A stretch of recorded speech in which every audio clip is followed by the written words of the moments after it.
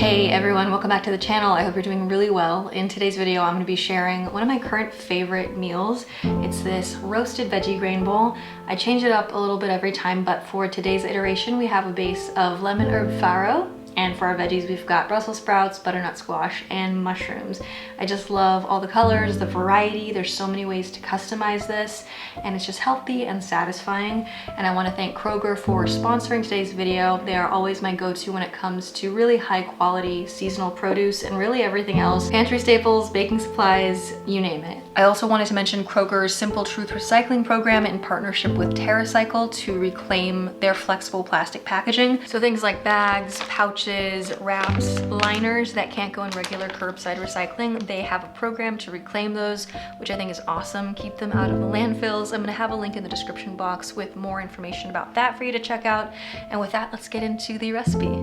So let's get our vegetables roasting first, since that's the step that takes the longest.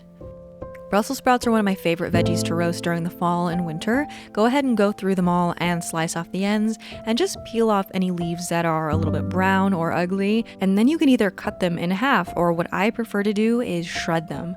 I use my food processor with the slicing blade to do it really quickly, but you can do it with just a knife. And the shaved Brussels sprouts, when they're roasted, just have the most amazing texture. They get almost buttery.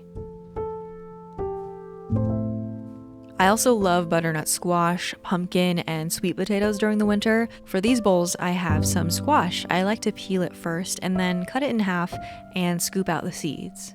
Then I just chop it into roughly 1-inch cubes. And then mushrooms are a favorite year-round for me. Just clean them off, and then I prefer to quarter them because they shrink a lot when they're roasted, so I keep them in larger pieces.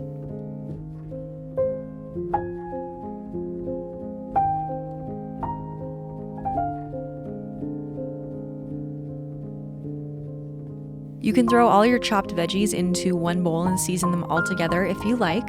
Personally, I prefer to keep them all separate so that I can build my bowl with as much of each kind of veggie as I like. So I go one by one, tossing my veggies into a mixing bowl and drizzling them with a little bit of olive oil and then sprinkling on some salt and pepper.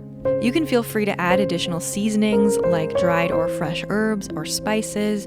I just usually keep it super simple since the veggies are really flavorful on their own, and we're also going to be making a really delicious lemon herb dressing to go over everything.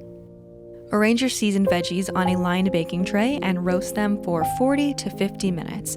I give them a little toss at the halfway point just to make sure they all cook evenly and none of the vegetables around the edges are getting too dark and crispy.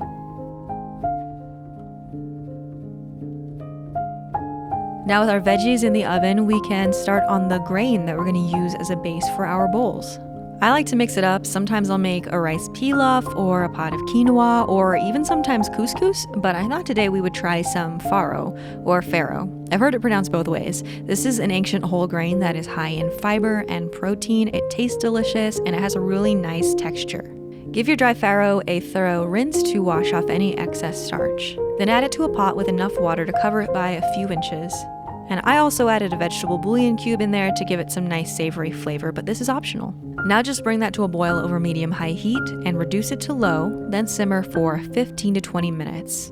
This will actually vary depending on the type of farro that you purchased, but you just want to cook it until it's tender but still has a nice chew to it. While the farro cooks, let's throw together a super simple lemon herb dressing for our bowls. For that, you'll need some fresh lemon juice, some white or red wine vinegar, some minced shallots or onion, some maple syrup or agave, Dijon mustard, fresh chopped basil or any kind of fresh or dried herbs you like, and salt and pepper, and some olive oil. I like to add it all to an old jar with a lid so that I can simply shake it all together.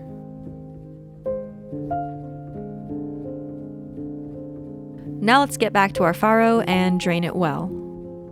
It can go back into the cooking pot where you can toss it with however much of that lemon herb dressing as you like.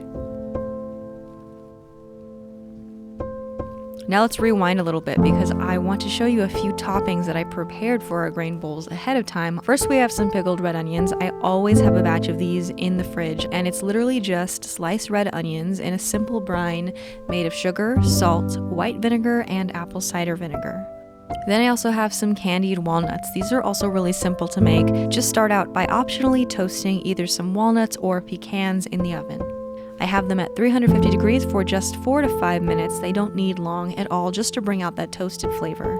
Then to a saucepan, add some brown sugar and a little water, a pinch of salt, and stir to combine. Bring this to a rolling boil over medium-high heat, and when it reaches that point, add in your toasted nuts. Stir them until they're coated and then turn off the heat. Scoop the nuts onto a lined baking tray or plate. Let the candied nuts cool completely and that coating will harden and become nice and crunchy. Back to present time, let's go ahead and assemble our roasted veggie grain bowls. I start out with a generous base of that lemon herb farro. Then I add my roasted veggies on top. Sometimes I'll add an extra protein source like some pan-fried tofu or some plant-based meatballs. I skip that today because I find the farro is really high in protein and it's very satisfying. Then I add on a little sprinkling of my candied walnuts and some of my homemade pickled red onions. That is it for today's video. I will have the recipes written out in the description box below if you'd like to try something like this. And if you do, I would love to know how it turns out for you. Thank you again so much to Kroger for partnering with me on this video, and I will see you all very soon.